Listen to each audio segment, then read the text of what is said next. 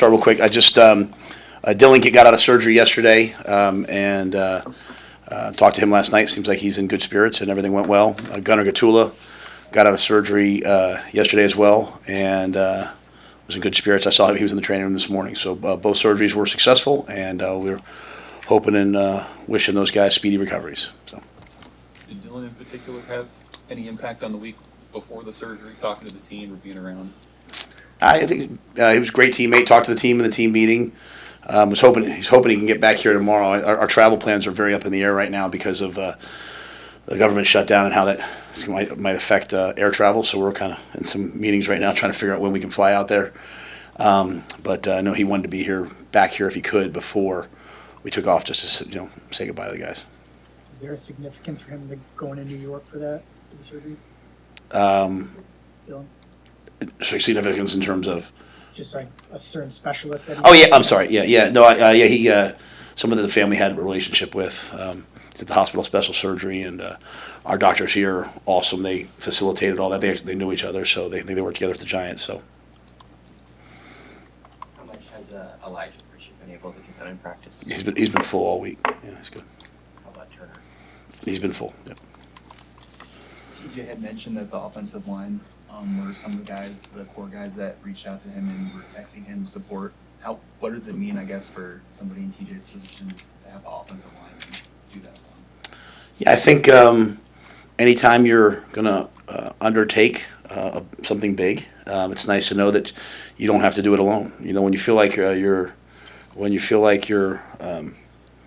doing something on your own, it puts tremendous pressure and strain. When you feel like you're a part of a group that's going to go do something, it provides joy that you get to be a part of it. And so, even out there at practice today, we're out there in helmets and spiders, and Dane makes a diving catch in the end zone. Like, I'm not used to seeing guys dive in spiders, and not in pads, but I think there's a focus around making sure that everybody does their job at a high level. And I think we all are excited, not just like, hey, we're going to support TJ. We're excited for TJ, and we want to see him go out there and play. Eric Crouch was out at practice today, and he was talking to TJ like, hey, let it rip, man. So I think we're excited to see what he can do. When you've had freshman quarterbacks have to step in the past, what are some things that you like to see early on in a game that the guys settling in and looking comfortable? Yeah, I played a freshman quarterback at Temple my first year. I played a freshman quarterback at Baylor. I played a freshman quarterback here last year. I just think part of it is as a coaching staff, doing the things that they're most comfortable with. Maybe not the best play for this coverage, but the best play for that person. I think TJ's unbelievably adept in this offense. Thankfully, he was here this spring. He has a really good feel for it. We've given him reps all year long. He's played in a couple games. You can go out there and say, hey, don't turn the ball over, don't do this, don't do that. And then he'll play a game of don'ts. We're gonna go play. And to me, this is an amazing opportunity for our team to just let it rip and go play. And so I'm excited for him. What have you seen out of him just in terms of being a leader and kind of going from the number 2 guy to the guy? Yeah, I think that he just has to play. We don't. He does. We have tremendous leadership. We have captains. We have a ownership group that kind of like our unity council. They're the ones. Leaders insert themselves into a point of friction. When there's stress and when there's friction, leaders step up and run into that void. And so, my whole thing with TJ is just play ball, man. Like, the best thing he can do is lead by being in the meeting room, by taking extra reps. He came up to me after Tuesday. And, we do good on Tuesdays. You call it team compete. He said, hey, Coach, can we get that on Wednesday, please? I want a couple more fast live reps. And so, just the fact he's willing to say that to me and ask that to me is awesome. It shows maturity. And, what I'll say is, coming out of Orange Lutheran, coming out of the conference he played in, he came here very prepared for all this. He's a grateful young man. He's humble, but he's confident. And so I think the other guys will pick up the slack in terms of all those other areas, and he'll just hear the play call, execute the play call, and I like what Dana's done. Like, they haven't dumbed it down, man. He's got checks, he's got things built in, he's got all kinds of things. It's like, hey, we're gonna go play quarterback. With Dylan not having been physically present the last couple of days, who on offense, whose voice is kind of filled? Yeah, I thought the receiving core. Ja'Cory is really one of the heartbeat type guys on our offense. Isaiah. Dane, I'm kind of, I like to, during practice, I like to go to the defensive field and watch the defensive practice and then watch the offensive practice on tape and then the defensive practice on tape. And I bounce back and forth, but as I walked over to the offensive field a lot, they had unbelievable energy. I mean, yelling, screaming, talking trash, having fun. Obviously, our offensive line, those guys are, they have leadership throughout them. But I thought, those guys and, Emmett, Luke, we have so many guys that are just respected. I just think everyone's to embrace the idea of no one has to do this. We all just have to do just a little bit more to make sure we take the strain off of TJ. So, when he makes a throw, we got to win a 50-50 ball. We got to make a catch. We got to make those plays. The defense has to get the stop and flip the field for us. Special teams have to show up. And if we all take that approach, we have a good chance. With TJ's added mobility, is there any extra emphasis or talk just about sliding or protecting yourself just so he can make it through the entire game? Yeah, those guys are already trained on those things. I really struggle with adding things in week 10. You know what I mean? So the biggest thing that showed up last game was the ball was punched out of his hands twice as he was running to the sidelines. You had the ball in the inside arm and the right hand, and it was punched out. And so, you can't over rep that, or else you'll have a sore arm all week. But getting him to understand that, hey, there'll be times in this game where you're going to run probably, and ball security is paramount. Kind of going back to your question, hey, but what I don't want to do is start putting things in his head. Just do what you're trained to do. I mean, that's so much what good teams do and good players do is they just trust themselves. They have the poise to believe in themselves and not try to be more than they are, not try to do too much, not try to do too little. TJ's a really, really, really, really excellent player. I just want to go be himself. But that being said, we teach our guys when to slide, when to dive head first, how to protect themselves going out of bounds. He just has to apply that training. During UCLA's 3-game winning streak last month, what changed for them outside of the obvious with the coach? From a football perspective, was there a big shift that they made? Yeah, it looked like they really started to use the quarterback's legs. It looked like maybe they simplified the offense. They've taken chances. They faked punts. I think they faked 3 punts. I said 4 the other day, but one was just a slow knee, so three punts. But the quarterback is the leading passer. He's also the leading rusher. Now, that's not in every game. Some of the games, they've gotten to some zone reads, and the tailbacks have hit big, long, explosive runs, and they're converting a ton of third downs now. And I think the third down really has been the magic for them. There was an 18-play drive. They think they completed 3 or 4 of them, and the quarterback can do it. He's an outstanding player. He can do it with his feet as much as his arm. So if you play zone coverage, he'll find the holes. If you play man coverage, he's going to duck the ball down and run. He outruns people's. They have a rat on him, a spy on him. He outruns the guy. So it's a great week for our D-line. They have to produce. They have to show up, and they have to pass rush. And the challenge when you go against a mobile quarterback is sometimes guys start to just latch on and try to keep him in the pocket. Well, that's no way to play football, right? You have to get off and beat the guy in front of you, and then transition your eyes to the quarterback and accelerate. And so I know it's been an emphasis this week. It's been an emphasis all year, mobile quarterbacks versus us. And we'll have to play our best game, especially coming off last week. We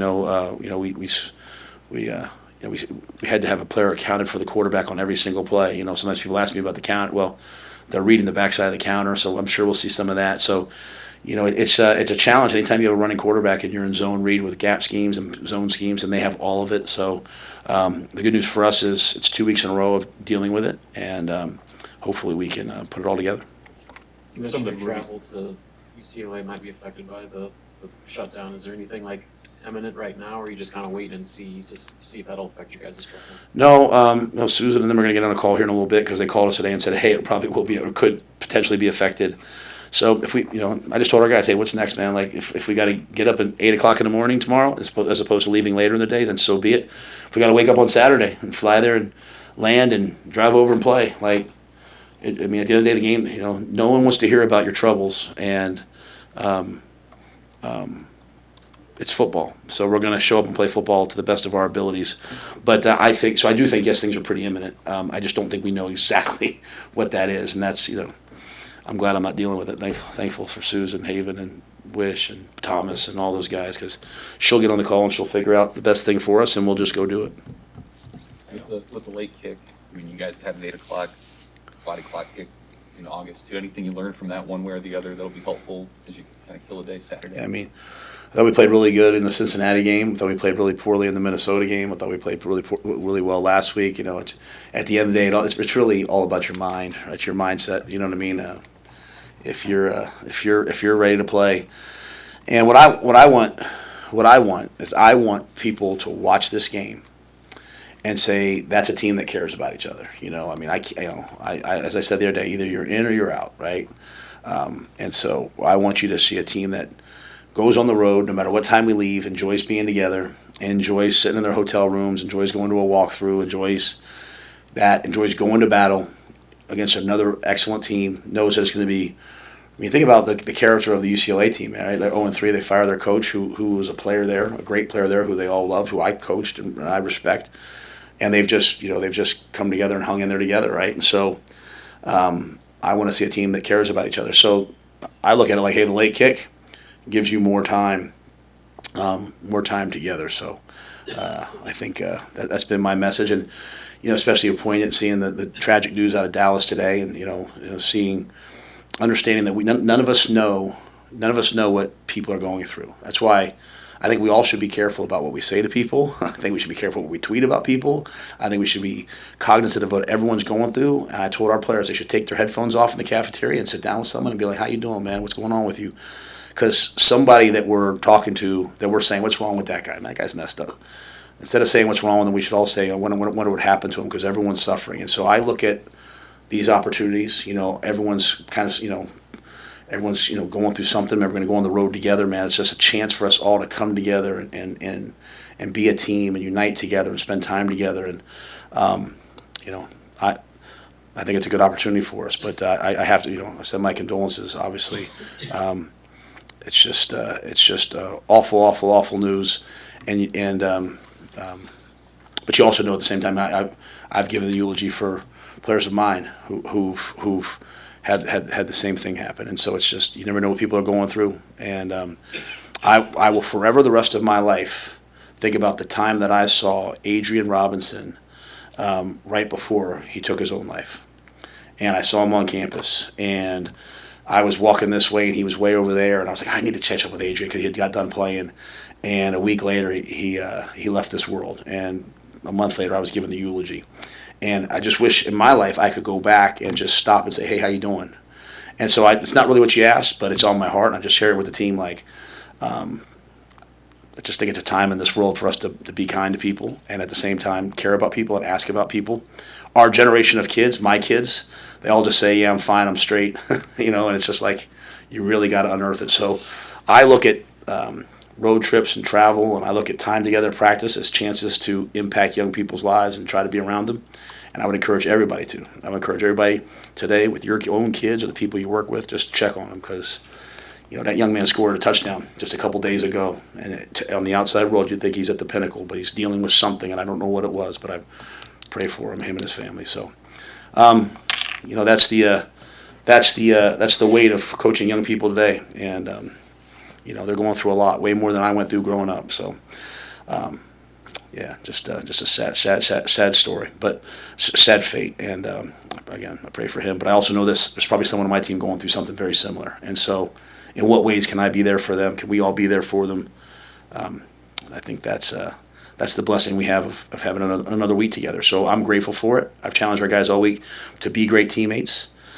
To rally together, to come together, and not just for TJ, but for every single guy on this team, and for the guys even that aren't on the trip that are home, just be there for everybody. So that's what we're trying to build, and it's maybe old school and kind of it's not in vogue anymore. Everything's about the transfer portal and rev share, but I still think young people probably need people that care about them. So that's never more evident today. So thank you guys. I hope you guys are all well as well. Good to see you.